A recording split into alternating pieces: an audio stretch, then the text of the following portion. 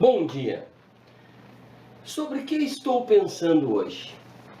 Ainda sobre aquela questão se o professor deve, e se é possível, o professor ser um sujeito apolítico, amoral, se o professor pode ser um instrumento da aprendizagem desprovido de um fundamento político, desprovido de um posicionamento político, um posicionamento ideológico em relação à vida e em relação à própria aprendizagem. Claro que Paulo Freire já vai dizer que isso é impossível, mas enfim, estou dizendo isso porque eu vejo pela internet, que é uma discussão séria sobre se o professor deve se pronunciar, deve verbalizar suas convicções políticas, se ele deve contextualizar a sua aula sob um viés partidário. Bom, fico pensando, é possível um sujeito ou um professor amoral? Ou seja, um professor que não tenha valores, que não se propõe a valores, que não acredite em valores? Evidentemente que não. Todo professor é um sujeito moral. É possível uma instituição, ou seja, não o professor, mas é possível uma instituição de ensino, uma escola que seja moral? Também não. Porque é possível, melhor dizendo, uma escola que não se posicione politicamente? Também não. Isso é que é fantástico. Porque a escola, ela o seu projeto político-pedagógico já dá o referencial, já dá o norte, já dá o valor a que a escola coloca a sua estrutura.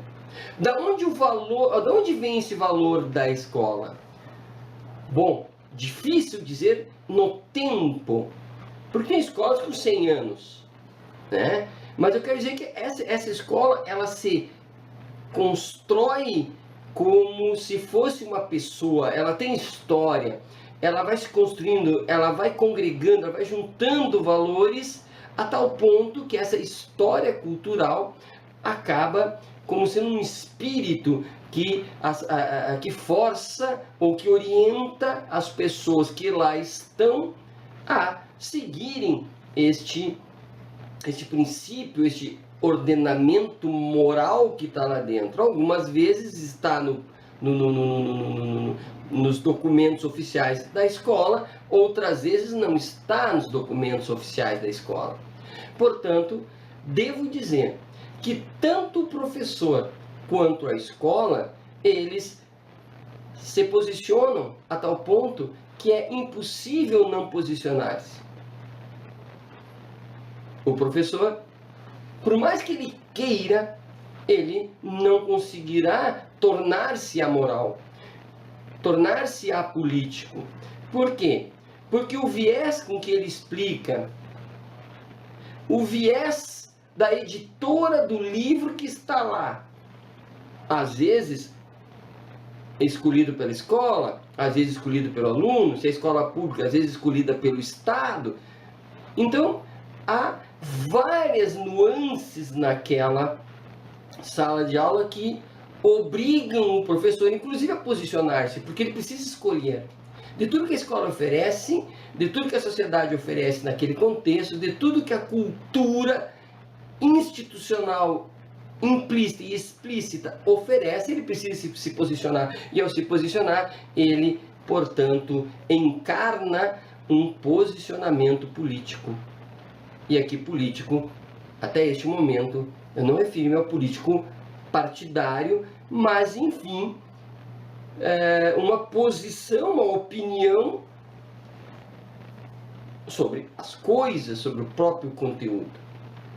Portanto, é uma questão, eu digo, boba, se o professor deve ou não posicionar-se, é boba porque o professor se posiciona, ao nascer ele se posiciona, né? Ao nascer enquanto professor ele já se posiciona, lá na faculdade ele se posicionou. Diferente da doutrinação.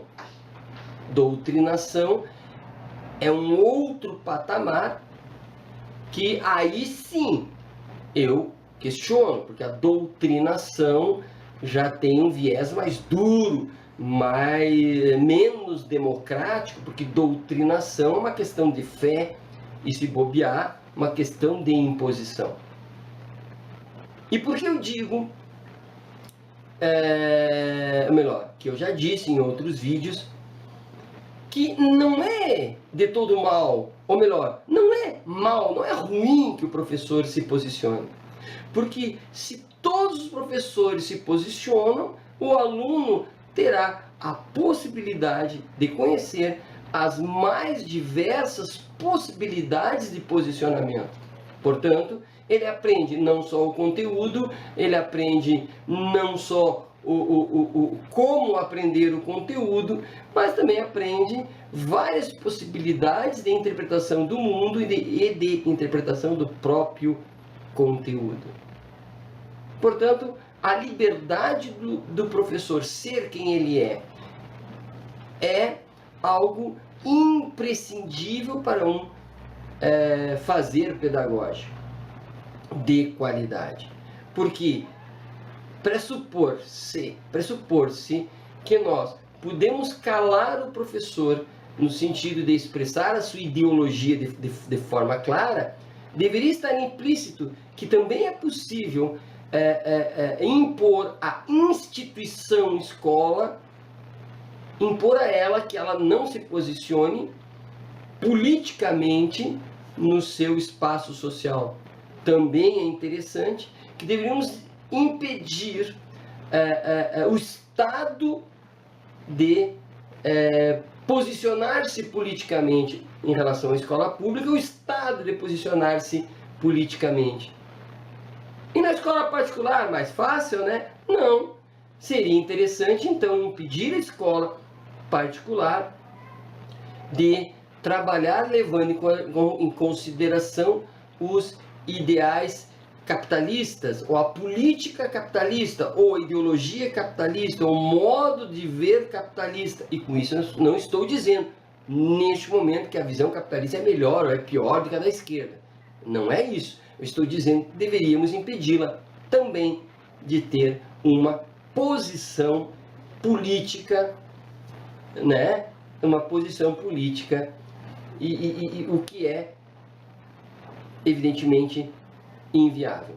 Portanto, é claro que a questão partidária complica um pouco, porque trabalhar em prol de uma sigla partidária poderá ser doutrinação. Por outro lado, dizer a qual partido político eu pertenço e dizer claramente que a minha posição é esta, também não me parece terrível. Não me parece terrível. Porque assim como eu diria, eu sou do partido da esquerda X, o meu colega vai dizer, eu sou do partido da direita Y. Apenas isso. Podemos expressar. E podemos entender o aluno que também vai dizer, mas eu considero isso, considero aquilo. Então, um beijo, um abraço, né? Muito carinho a todas as pessoas partidárias, as pessoas apartidárias, mas políticas, meu abraço também, e meus pêsames àquele que se diz apolítico, porque na verdade ele está sim se encaminhando, está sim dizendo algo ao dizer que é apolítico, porque o sujeito apolítico é impossível, é inviável. Um abraço, um beijo e um queijo.